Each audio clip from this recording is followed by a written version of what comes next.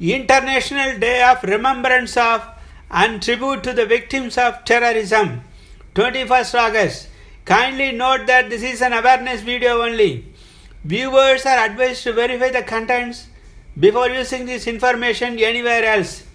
United Nations observes August 21 as International Day of Remembrance of and Tribute to the Victims of Terrorism, to honor and support the victims and survivors of terrorism and to promote and protect the full enjoyment of their human rights and fundamental freedoms. Terrorism in all its forms and manifestations remains a global challenge.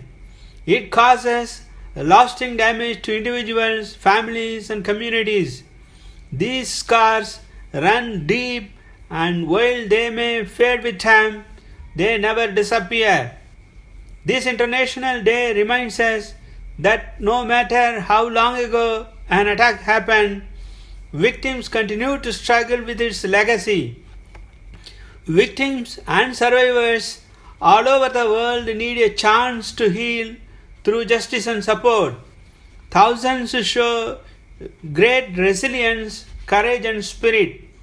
We need to provide long-term, multifaceted support to victims and survivors of terrorism, including through partnerships with governments and civil society, so that they can heal, recover, rebuild their lives and help others. Supporting victims of terrorism is one way in which we live up to our responsibility to defend their rights and our common humanity.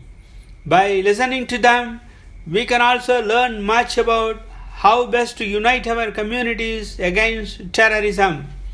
There is a strong link between terrorism, arms, and crimes. Governments must focus on this aspect to control terrorism. Cyber security. While new technologies have transformed our way of life for the better, their misuse by terrorists presents a growing challenge to the security of critical infrastructure and our own. Countering terrorist travel.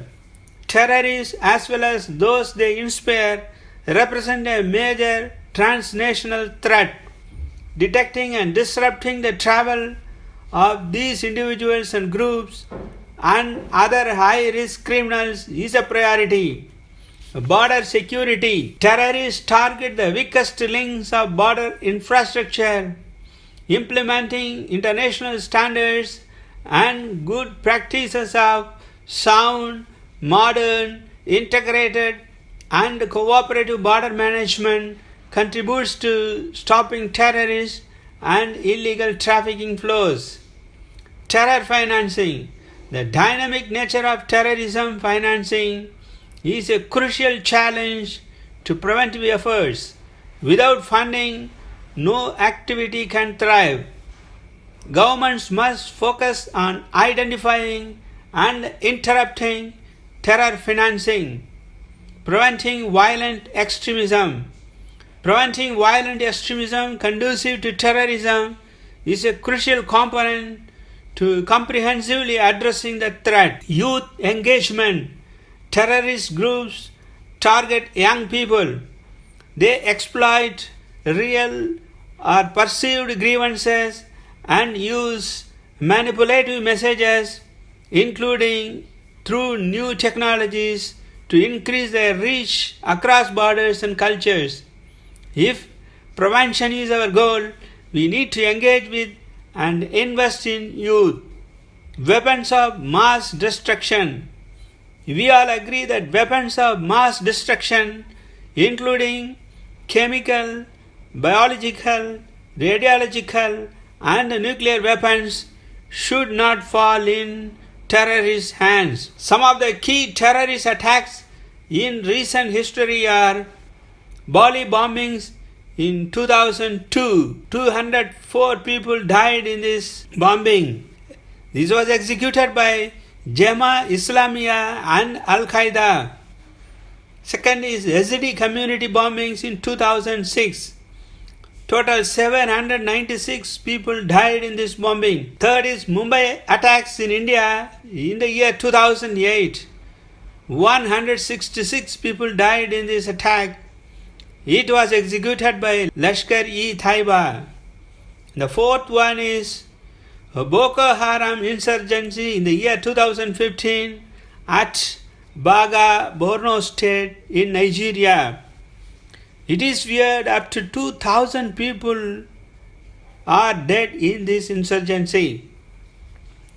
On September 11, 2001, 19 Al-Qaeda members hijacked 4 US passenger airliners and attacked New York Twin Towers and Pentagon. In this incident, total 2,977 people died. And lastly, Syria, Iran, Iraq, Afghanistan, Egypt and Somalia are being continuously affected by terrorist activities. Some of the key globally known terrorist organizations are Lashkar-e-Taiba. This is an extremist Islamic militant organization and one of the largest Islamic organizations in Pakistan. It was founded in 1987 by Hafiz Saeed, Abdullah Azam and Zafar Iqbal with funding from Osama bin Laden. Next is Jamaat Islamiyah. This is a Southeast Asian militant extremist Islamist rebel group dedicated to the establishment of an Islamic State in Southeast Asia. And the third one is Al-Qaeda, which is a transnational extremist Salafist militant organization founded in 1988 by Osama bin Laden, Abdullah Azam and several other Arab volunteers during the Soviet-Afghan War. The Islamic State of Iraq and the Levant, also known as the Islamic State of Iraq and Syria, ISIS, officially known as Islamic State IS, and also known by its Arabic language acronym Daesh, is a militant group and a former unrecognized proto-state that follows a fundamentalist Salafi jihadist doctrine of Sunni Islam.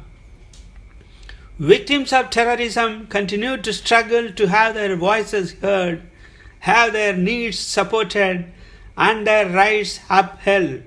Victims often feel forgotten and neglected once the immediate aftermath of a terrorist attack fades, which can have profound consequences for them. Victims can only recover and cope with their trauma through long-term multidimensional support, including physical, psychological, social, and financial, in order to heal and live with dignity.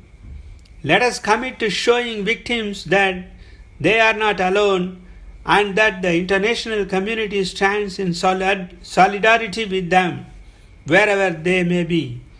If you like this video and want to view more such useful videos, kindly subscribe to my channel.